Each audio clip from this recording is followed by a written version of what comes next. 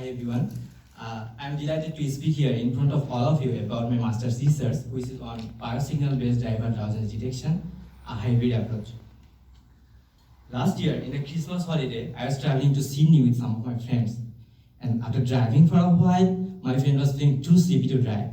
Then it was a little bit bizarre condition, and I was thinking like, is it possible to make kind of drowsiness detection system? So I searched online. And what I have found is drowsiness is one of the major reasons for road crashes. And in Australia, around 20 to 30% of the road crashes are due to driver drowsiness. And most importantly, physiological signal-based measures are most important reliable measures for driver drowsiness detection system. So in my research, I'm solving two major research questions. Number one, to find out the most important features extracted from the biosignals, and number two, to see how the combination of the biosignals improve the sensitivity and specificity of the driver drowsiness detection system.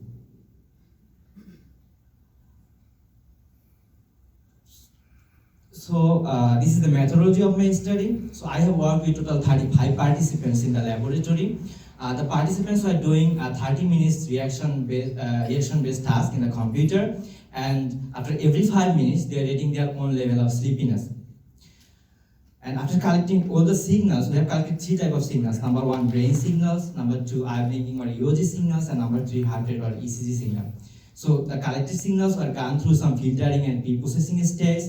And after that, feature extraction was done and feature selection was done. And the selected features were fed towards the machine learning tools for classification of drowsy and awake state.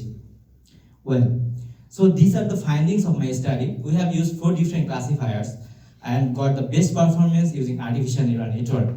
So here in this graph, you can see in the left side, we are using the singular approach. That means the biosignals individually are considered, and at that time, we are getting high gap between sensitivity and specificity with lower performance. On the other hand, when we are using the hybrid approach with the combination of the biosignals, the gap between sensitivity and specificity is reduced and the accuracy is improved.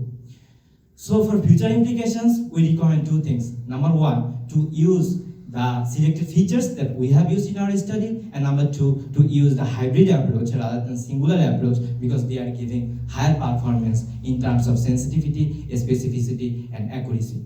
So that's all about my research. Thanks all for giving me the floor to speak here. Thank you. Any questions online? No? Any questions here? And I'm going to repeat the question through the mic so that people online can hear. Yes? It's a nice study, thank you. What parameters did you record with the EOG? The question was what parameters were recorded?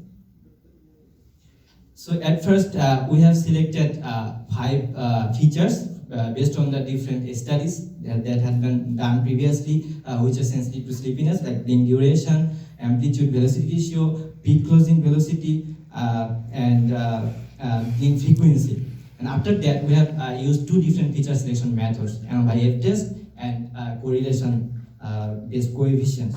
Then we have selected 3 features at the last: blink duration, then amplitude velocity ratio, and peak closing velocity.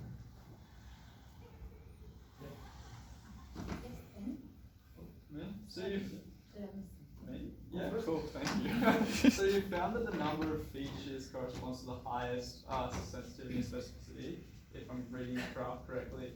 Are you then looking at kind of implementing your algorithms and like kind of measuring devices within an actual driving setting? Like, is that the real world implication of your research, or is it just kind of like, you're just trying to understand it for now? Thank you for the question. So that means whether I'm planning to utilize the research for real-world implications, right? So actually, I have done this in my master's, and it was a laboratory-based task. Yep. I had a plan to do it, but if I get the opportunity in my PhD, definitely I'll try to implement those things in the device. So like a car with an EEG cap? Yeah, that will be really okay. good idea. Or a smart watch in the hand, which can detect the heart rate. Yeah, sure. Yeah, cool. Which machine learning algorithm did you use or plan to use? So the question was which machine? No, which machine learning algorithm? Thank you. So, as you know, we have the ground truth, that is subjective sleepiness levels, KSS. So, depending on that, we use supervised machine learning techniques. So, we have used k-nearest neighbors, support vector machine, artificial neural network, and random forest classifiers. And at last, we got the artificial neural network based models as best performance, and there we have used feed-forward backpropagation neural network right there. Thank you. Yep. So just going back to the question of the real world thing, I find it hard to imagine that in the long term people are going to wear a full scalp EEG setup on the drivers. So have you also looked at just having simple, like just some things of just heart rate, blood pressure, galvanic skin response, so things that you could collect easily and compare those against these, just a single group? Yeah, thank you. Yes. I'm just going to repeat your question. So there are some other measures of physiological signals. So why I am using these three measures especially, right? So in my stage 2, I have reviewed a lot of literature, and we have also done a systematic review on that. So according to the reviews, most reliable and sensitive measures which are very sensitive to the drowsiness levels are brain signals, eye blinkings, and heart rate, rather than the galvanic response signals. Because you know that is also similar to almost the heart rate. There is another signal called BPG that we can take the heart rate from the top of the fingers, so which is also feasible, but those are prone to many noises, you know. That is the reason we are using these signals, because we can take the heart rate easily from the smart watch, and there is a smart glass we can use. Already there is a market solution named OptAlert, which are using the eye blinking based meters, but our main focus was how we can improve it, because when we are using the singular signals, then sometimes the sensitivity is higher, but the specificity is very lower. So our main focus is how we can get the high reliability so that there is lower gap between these two meters. So at last we come to this solution that we can use these three meters, but later for future purpose we can use those, I think. Thank you.